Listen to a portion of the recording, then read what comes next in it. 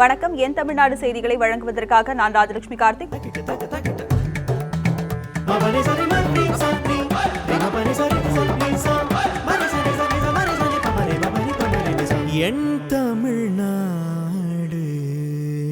வறட்சி காரணமாக டெல்டா மாவட்டங்களில் இன்று ஒரே நாளில் 3 விவசாயிகள் உயிரிழந்துள்ளனர். திருவாரூரில் சம்பா நெற்பயிர் கருகிய அதிர்ச்சியில் மேலும் ஒரு விவசாயி மாரடைப்பால் உயிரிழந்தார்.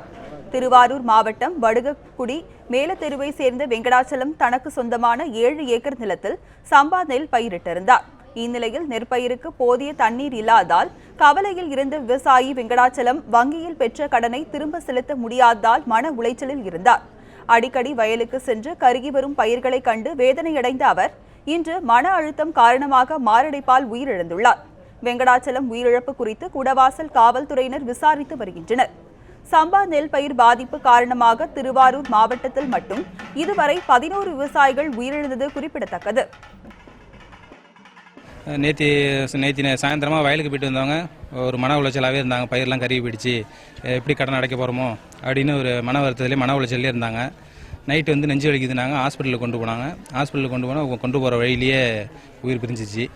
அதனால் விவசாயிகளோட இதுமாரி சாவை தடுக்கிறதுக்கு தமிழக அரசு மேற்கொண்டு நடவடிக்கை எடுக்க வேண்டும் என்று தாழ்மையுடன் கேட்டுக்கொள்கிறோம்.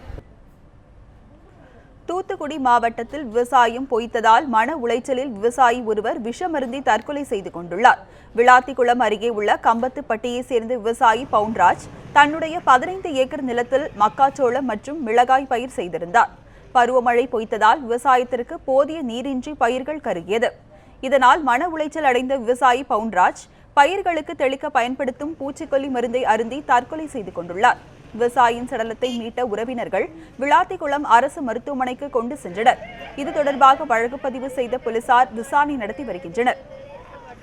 இப்போ ஒரு மாதம் மழை இல்லாமல் பயிர் எல்லாமே கருகி போச்சு. ஒரு 10 நாளைக்கு முன்னாடி மாவட்ட ஆட்சித்தலைவர் நேரடியாக அவங்க ஊர் சார்பாக போய் சந்தித்து இந்த மாதிரி நிவாரணம் கொடுக்கணும், ரொம்ப பயிர்கள் கருகிடுச்சு, பயிர் காப்பீடுகளுக்கு ஏற்பாடு செய்யணும்னு சொன்னதுக்கு ஆட்சித்தலைவர் வந்து கண்டிப்பாக செய்கிறேன்னு சொன்னாங்க. இருந்தாலுமே மனம் விரும்பி ஏகப்பட்ட கடன்களை வெளியில் வாங்கிட்டோமேன்னு சொல்லிட்டு இப்போ ரொம்ப நொந்து போய் வேறு வழி இல்லாமல் வீட்டில் சொல்லாமல் வந்து நேரில் காட்டில் வந்து படுத்து அப்படியே மருந்து குடித்து இறந்து போனார். நகர்ப்புற விரிவாக்கத்தால் தமிழகத்தில் சாகுபடி பரப்பளவு வெகுவாக குறைந்து வருவதாக வேளாண் பல்கலைக்கழக துணைவேந்தர் ராமசாமி தெரிவித்துள்ளார். கும்பகோணம் அரசினர் கலைக்கல்லூரியில் பட்டமளிப்பு விழாவில் பங்கேற்ற அவர் 1220 மாணவ மாணவியர்களுக்கு பட்டங்களை வழங்கினார். பின்னர் செய்தியாளர்களிடம் பேசிய ராமசாமி, உயரிய தொழில்நுட்பம் காரணமாக 32 ஆண்டுகளுக்கு முன் 28 லட்சம் டன்னாக இருந்த உணவு தானிய உற்பத்தி படிப்படியாக உயர்ந்து தற்போது 1,29,000 மெட்ரிக் டன்னாக உள்ளதாக தெரிவித்தார். சராசரியாக தமிழகத்தில் 60% குறைவாக மழை பெய்துள்ளதால் வறட்சியை தாங்கி விளையக்கூடிய புதிய நெல் ரகங்கள் விரைவில் அறிமுகப்படுத்தப்படும் என்றும் அவர் தெரிவித்தார். இடங்களில் 60% குறைவாக மழை பெய்திருக்கின்றது. இந்த குறைந்த நீரில் எவ்வாறு விவசாயம் செய்ய வேண்டும் என்பதற்கான தொழில்நுட்பங்களையும் அதற்கு ஏற்ற வறட்சியை தாங்கி வளரக்கூடிய ரகங்களையும் துணை இயக்குநர்கள் மூலமாகவும் இணை இயக்குநர் மூலமாகவும் வேளாண் துறை மூலமாகவும் விவசாயிகளுக்கு கொண்டு சேர்த்திருக்கின்றோம். காஞ்சிபுரம் மாவட்டத்தில் செய்தித்தாள் விற்பனை செய்தவர் மருத்துவமனையில் கட்டப்பட்டிருந்த தடுப்பு கயிற்றில் சிக்கி பரிதாபமாக உயிரிழந்தார். படூர் பகுதியைச் சேர்ந்த கௌரி சங்கர் தினமும் காலை மற்றும் மாலை வேளைகளில் செய்தித்தாள் விநியோகம் செய்துள்ளார். இன்று காலை வழக்கம் போல் பணியில் இருந்த அவர் அப்பகுதியில் உள்ள தனியார் மருத்துவமனைக்கு செய்தித்தாள் விநியோகம் செய்ய இருசக்கர வாகனத்தில் சென்றுள்ளார். அப்போது எதிர்பாரா விதமாக தடுப்பு கயிற்றில் சிக்கி நிலை தடுமாறி கீழே விழுந்தார். இதில் தலையில் பின்பக்கம் பலத்த காயமடைந்த அவர் சம்பவ இடத்திலேயே உயிரிழந்தார். இது தொடர்பாக மருத்துவமனை ஊழியர்கள் கொடுத்த தகவலின் அடிப்படையில் போலீசார் உடலை கைப்பற்றி விசாரணை நடத்தி வருகின்றனர். திருவண்ணாமலை மாவட்டத்தில் அனுமதியின்றி வன விலங்குகளை வேட்டையாடிய 2வரை வனத்துறை அதிகாரிகள் கைது செய்தனர். ஆரணி அருகே உள்ள வெட்டியாம் தொழுவம் காப்பு காட்டில் வனத்துறை அதிகாரிகள் ரோந்து பணியில் ஈடுபட்டனர். அப்போது அப்பகுதியைச் சேர்ந்த மாவீரன், சிரஞ்சீவி ஆகிய 2வரும் நாட்டு துப்பாக்கியை பயன்படுத்தி கொக்குகள், கீரிப்பிள்ளை உள்ளிட்டவற்றை வேட்டையாடி உள்ளனர். அவர்களிடமிருந்து நாட்டு துப்பாக்கியை பறிமுதல் செய்த வனத்துறை அதிகாரிகள் அவர்களை கைது செய்து ஆரணி நடுவர் நீதிமன்றத்தில் ஆஜர்படுத்தினர். பின்னர் வேலூர் மத்திய சிறையில் 15 நாள் காவலில் அடைக்கப்பட்டனர். பெரம்பலூர் மாவட்டத்தில் கிணறு வெட்டுவதற்கு அனுமதி கொடுத்துவிட்டு அதற்கான தொகையை தராமல் இழுத்தடிப்பதாக விவசாயிகள் புகார் தெரிவித்துள்ளனர். இது தொடர்பாக மாவட்ட ஆட்சியர் அலுவலகத்தில் நடைபெற்ற விவசாயிகள் குறைதீர் கூட்டத்தில் மாவட்ட ஆட்சியர் நந்தகுமார் கலந்து கொண்டு கோரிக்கை மனுக்களை பெற்றார். அப்போது விவசாயம் பொய்த்ததால் பல்வேறு பகுதிகளில் விவசாயிகள் தற்கொலை செய்து கொண்டுள்ளதாகவும் இதுபோன்று நிகழாமல் இருக்க பெரம்பலூர் விவசாயிகளுக்கு வழங்க வேண்டிய நிலுவைத் தொகையை வழங்க வேண்டும் எனவும் கோரிக்கை விடுத்தனர். கிணறு வெட்டவும் வெங்காயம் கொட்டகை அமைக்கவும் அனுமதி அளித்துவிட்டு பணம் தராமல் இழுத்தடிப்பதாக புகார் தெரிவித்தனர். கருப்புப்பட்டியில் இருக்கிறவங்களை கிணறு வெட்ட சொல்லிவிட்டு இப்ப வெட்டு உத்தரவு பணம் கொடுக்கலன்னா எந்த வகையில நியாயம்? வெங்காய கொட்டை அமைக்க சொல்லிட்டு அதுக்கு ஒர்க் ஆர்டர் கொடுக்கலன்னா என்ன நியாயம்? ஆகவே அந்த தஞ்சையில் நடக்கின்ற போல தற்கொலை சம்பவங்கள் பெரம்பலூர் மாவட்டத்தில் நடக்காமல் இருக்க வேண்டும் என்றால் அந்த யார் யார் இந்த திட்டத்தில் செய்திருக்கிறார்களோ அவர்கள் அத்தனை பேருக்கும் பணம் கொடுக்க வேண்டும் என்று நாங்கள் கேட்டுக்கொள்கிறோம். நாகர்கோவிலில் அரசு ஆயுர்வேத மருத்துவக் கல்லூரி மருத்துவமனையில் அடிப்படை வசதிகளை மேம்படுத்தி தரக்கோரி உள்நோயாளிகள் தர்ணா போராட்டத்தில் ஈடுபட்டனர். குமரி மாவட்ட மக்களின் நீண்ட நாள் கோரிக்கையான ஆயுர்வேத மருத்துவக் கல்லூரி நாகர்கோவில் கோட்டாறு பகுதியில் அமைக்கப்பட்டு செயல்பட்டு வருகிறது. துப்புரவு பணியாளர்கள் இல்லாததால் நோயாளிகள் பயன்படுத்தும் கழிவறைகள், தலையணை, விரிப்புகள் உள்ளிட்டவை சுகாதாரமின்றி காணப்படுகின்றன. மேலும் தண்ணீர் உள்ளிட்ட அடிப்படை வசதிகள் முறையாக செய்து தரப்படவில்லை எனவும் கூறப்படுகிறது. இதனையடுத்து அடிப்படை வசதிகள் செய்து தரக்கோரி உள்நோயாளிகள் 50க்கும் மேற்பட்டோர் மருத்துவமனை வளாகத்தில் திடீர் தர்ணா போராட்டத்தில் ஈடுபட்டனர். நம்ம அந்த ஆஸ்பத்திரியை ஓப்பன் பண்ணதுக்கு எல்லாரும் ரொம்ப கஷ்டப்பட்டு ஓப்பன் பண்ணியிருக்கோம். ஒரு ஆள் 2 ஆள் இல்லை, ரொம்ப பிரயாசப்பட்டிருக்கோம். அந்த ஆஸ்பத்திரியை ஓப்பன் பண்ண மூடி கிடந்தது. இன்னைக்கு தண்ணி இல்லாதனால எல்லாரும் லேடிஸு வார்டு இருக்குது, ஜென்ஸ் வார்டு இருக்குது, சில்ட்ரன்ஸ் இருக்காங்க. அவ்வளோ பேரும் தண்ணினால அவசப்பட்டு இருக்கோம். காலையில் டாய்லெட் போகிறதுக்கு எங்களுக்கு தண்ணி வசதி பண்ணி தரணும். களக்காடு அருகே பட்டப்பகலில் விளைநிலங்களுக்குள் பதுங்கி இருந்த காட்டுப்பன்றிகள் தாக்கியதில் பெண் தொழிலாளி படுகாயமடைந்தார்.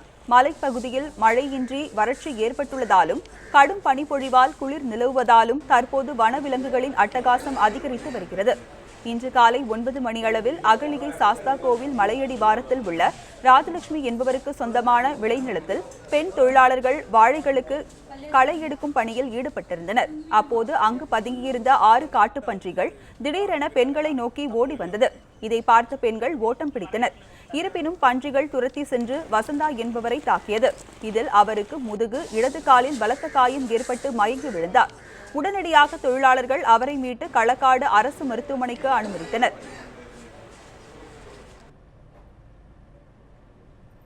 ரூபாய் நோட்டு தட்டுப்பாட்டை கண்டிக்கும் வகையில் நெல்லையில் இயங்காத ஏடிஎம் இயந்திரம் முன்பு கண்ணீர் அஞ்சலி செலுத்த காங்கிரசார் முற்றுகையிட்ட போது போலீசார் தடுத்ததால் தள்ளுமுள்ளு ஏற்பட்டது.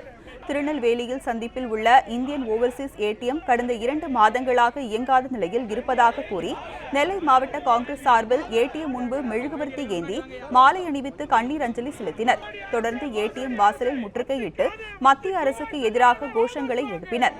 முன்னாள் மத்திய அமைச்சர் தனுஷ்கோடி ஆதித்தன் தலைமையில் நடைபெற்ற இந்த போராட்டத்தில் ஈடுபட்டவர்களை காவல்துறையினர் கைது செய்ய முயற்சி செய்தனர்.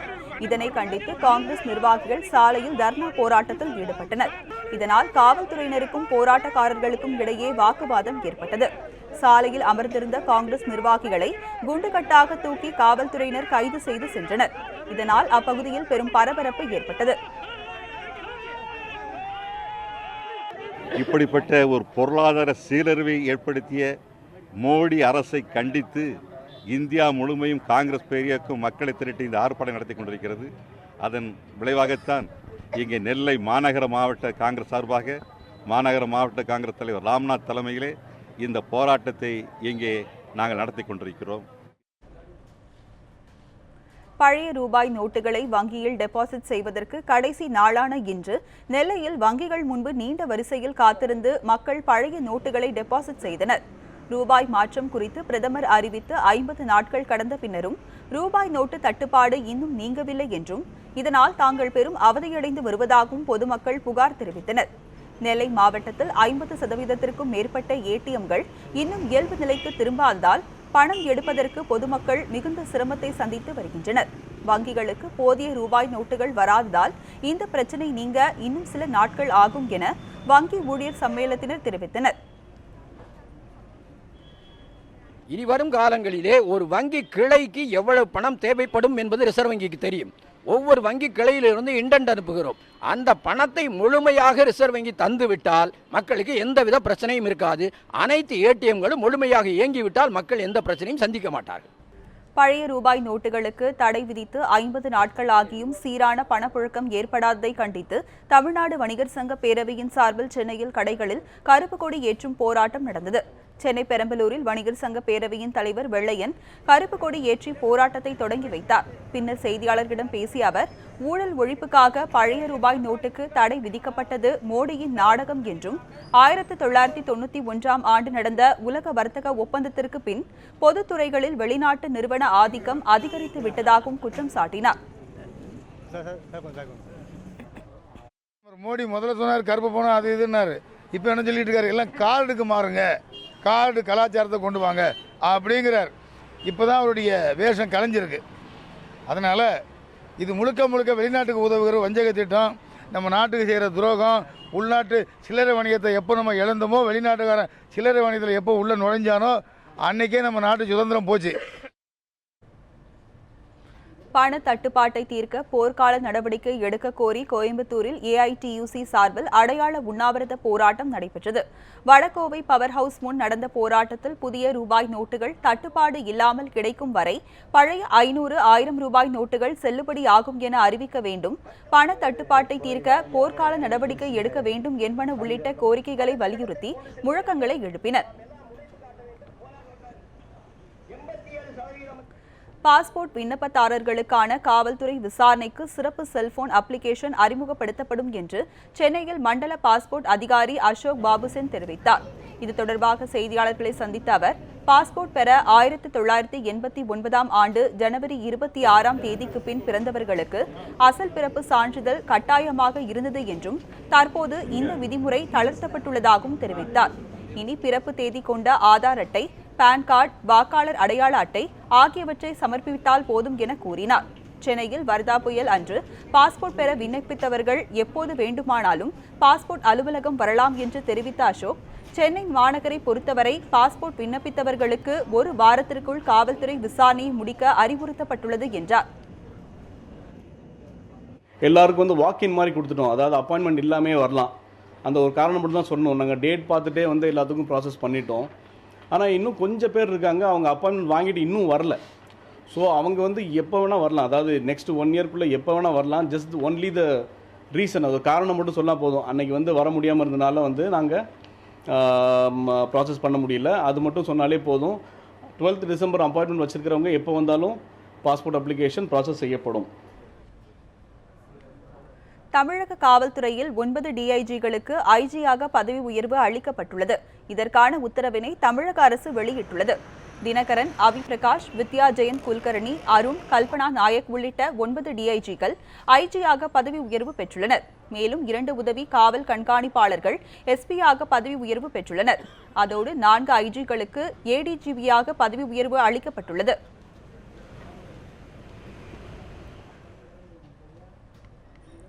கோவையில் இந்து முன்னணி பிரமுகர் சசிகுமார் கொலை வழக்கில் தேடப்படும் இருவரின் புகைப்படங்களை போலீசார் வெளியிட்டுள்ளனர். கடந்த செப்டம்பர் மாதம் 22ஆம் தேதி சசிகுமார் படுகொலை செய்யப்பட்டார். இது தொடர்பாக சிபிசிஐடி விசாரணைக்கு உத்தரவிடப்பட்டதைத் தொடர்ந்து சிபிசிஐடி அதிகாரிகள் வழக்கு பதிவு செய்து விசாரணை நடத்தி வருகின்றனர். இந்நிலையில் வழக்கு தொடர்பாக கோவையை சேர்ந்த சதாம் ஹுசைன் மற்றும் முபாரக் ஆகிய இருவருக்கும் நேரில் ஆஜராக சம்மன் அனுப்பியும் இதுவரை அவர்கள் ஆஜராகவில்லை.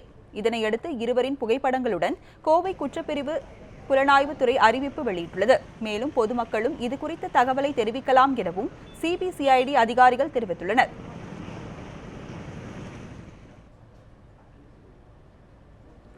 வர்தா புயலின் தாக்கத்தால் பாதிக்கப்பட்ட சென்னை கிண்டி சிறுவர் பூங்கா சீரமைக்கப்பட்டதை அடுத்து இன்று மீண்டும் திறக்கப்பட்டது. கடந்த 12ஆம் தேதி வீசிய வர்தா புயலால் சென்னை, திருவள்ளூர், காஞ்சிபுரம் மாவட்டங்கள் கடுமையாக பாதிக்கப்பட்டன. இந்நிலையில் சென்னை கிண்டியில் உள்ள சிறுவர் பூங்காவில் ஏராளமான மரங்கள் விழுந்ததால் பார்வையாளர்களுக்கு அனுமதி மறுக்கப்பட்டது. இந்நிலையில் கடந்த சில நாட்களாக நடைபெற்ற சீரமைப்பு பணி நிறைவடைந்ததை அடுத்து இன்று மீண்டும் பார்வையாளர்களுக்கு அனுமதி வழங்கப்பட்டுள்ளது. இதையடுத்து ஏராளமான குழந்தைகள் தங்கள் பெற்றோர்களுடன் வந்து பூங்காவை சுற்றி பார்த்து மகிழ்ச்சியடைந்தனர். அந்த வர்தா புயல் வந்ததுக்கப்புறம் ஒரு 15 டேஸாக வந்து இந்த பூங்கா வந்து க்ளோஸ் ஆகிருந்தது. எங்கள் குழந்தைங்களோட வந்து வெளியே போகிறதுக்கு எங்கள் இடம் இல்லாமல் இங்கே தான் வந்து ரொம்ப ஈஸியாக அக்சசபிளாக இருக்குது. அதனால் 15 டேஸ் கழித்து இன்றைக்கி தான் எங்கள் ஃபேமிலியோடு வந்திருக்கிறோம், என்ஜாய் பண்ணுறோம். 10 டேஸ் கழிச்சு தான் இது ஓப்பன் பண்ணியிருந்தாங்க. மலரெல்லாம் ரொம்ப விழுந்திருந்தது. அதோட நாங்கள் crocodile பார்த்தோம், நிறைய பறவைகள், ஃபிஷ் அந்த மாதிரி நிறையா பார்த்தோம். நிதி மோசடி குற்றச்சாட்டின் கீழ் கைது செய்யப்பட்டுள்ள தொழிலதிபர் சேகர் ரெட்டியின் ஜாமீன் மனுவை சிபிஐ நீதிமன்றம் தள்ளுபடி செய்துள்ளது. தொழிலதிபர் சேகர் ரெட்டியுடன் இணைந்து மோசடியில் ஈடுபட்டதாக குற்றம் சாட்டப்பட்ட ஸ்ரீனிவாசுலு, பிரேம்குமார், ராமச்சந்திரன், ரத்தினம் ஆகியோரின் ஜாமீன் மனுக்களும் தள்ளுபடி செய்யப்பட்டன. சேகர் ரெட்டிக்கு சொந்தமான இடங்களில் நடத்தப்பட்ட சோதனையில் 170 கோடி ரூபாய் பணமும் 127 கிலோ தங்கமும் கைப்பற்றப்பட்டன. இதனையடுத்து சேகர் ரெட்டியும் அவரது நண்பர்களான ஸ்ரீனிவாசுலு, பிரேம்குமார், ராமச்சந்திரன், ரத்தினம் ஆகியோர் கடந்த 21ஆம் தேதி கைது செய்யப்பட்டனர். இவர்கள் தரப்பில் ஜாமீன் மனுக்கள் தாக்கல் செய்யப்பட்டன. மனுக்களை விசாரித்த சிபிஐ சிறப்பு நீதிபதி விஜயலட்சுமி, விசாரணை ஆரம்ப கட்டத்தில் இருப்பதால் சாட்சிகளை கலைக்க வாய்ப்புள்ளது என கூறி இவர்கள் 5 பேரின் ஜாமீன் மனுக்களை தள்ளுபடி செய்தார். தமிழகம் மற்றும் புதுவையில் அடுத்த 24 மணி நேரத்திற்கு வறண்ட வானிலையே நிலவும் என்றும் சென்னை வானிலை ஆய்வு மையம் அறிவித்துள்ளது. இது தொடர்பாக தெரிவித்துள்ள சென்னை வானிலை ஆய்வு மையம், சென்னையை பொறுத்தவரையில் மாலை நேரங்களில் வானம் மேகமூட்டத்துடன் காணப்படும் என்று கூறியுள்ளது.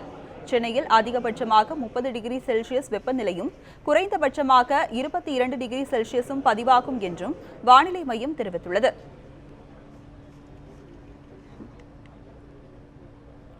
கொடைக்கானலில் கடந்த 15 ஆண்டுகளாக இல்லாத அளவிற்கு கடுமையான உறைபனி காணப்படுகிறது. நீலகிரி மாவட்டம் உதகையில் பனிக்கட்டியாகவும் எங்கு பார்த்தாலும் வெண்ணிற போர்வை போர்த்தியது போல் உள்ளது. வாகனங்கள் மீதும் புல்வெளிகள் மீதும் உறைபனி படர்ந்துள்ள நிலையில் பொதுமக்கள் ஆர்வமுடன் புகைப்படம் எடுத்து செல்கின்றனர். காஷ்மீர் போன்ற அனுபவத்தை உணர்வதாக கொடைக்கானல் வந்துள்ள சுற்றுலா பயணிகள் மகிழ்ச்சியுடன் தெரிவிக்கின்றனர். தற்போது புத்தாண்டு விடுமுறை என்பதால் கொடைக்கானலில் சுற்றுலா பயணிகளின் வருகை அதிகரித்து காணப்படுகிறது. நீலகிரி மாவட்டம் உதகமண்டலத்தில் காலை நேரங்களில் நிலவும் பனிப்பொழிவால் மக்களின் இயல்பு வாழ்க்கை பாதிக்கப்பட்டுள்ளது. நீலகிரி மாவட்டத்தில் கடும் பனிப்பொழிவு நிலவுவதால் புல்வெளிகள் வெள்ளை கம்பளம் போர்த்தியது போன்று காட்சியளிக்கின்றன. கம்பளி ஆடை அணிந்தும் நெருப்பு மூட்டியும் கடும் குளிரில் இருந்து மக்கள் தங்களை பாதுகாத்து வருகின்றனர். குளிரின் தாக்கம் நாளுக்கு நாள் அதிகரித்து வருவதால் மக்களின் இயல்பு வாழ்க்கை முடங்கியுள்ளது. உதகமண்டலத்தில் இன்று காலை குறைந்தபட்ச வெப்பநிலையாக 3 டிகிரி செல்சியஸாக பதிவானது குறிப்பிடத்தக்கது. இப்போ தான் இந்த 2-3 நாளாக தான் ரொம்ப அதிகமாகவே ஸ்டார்ட் ஆகி இப்போ தான் பனி பொழிவே ஆரம்பிச்சிருக்குது. ஆனால் இன்றைக்கி இந்த 2 நாளில் கணக்கு பார்க்க போனால் இன்றைக்கி வந்து ரொம்ப அதிகமாக இருக்குதுங்க. அதனால் வந்து மக்கள் வேலைக்கு போகிறதுக்கு அங்கங்கே வெளியே போகிறதுக்கு எதுக்குமே ரொம்ப சிரமமாக இருக்குது.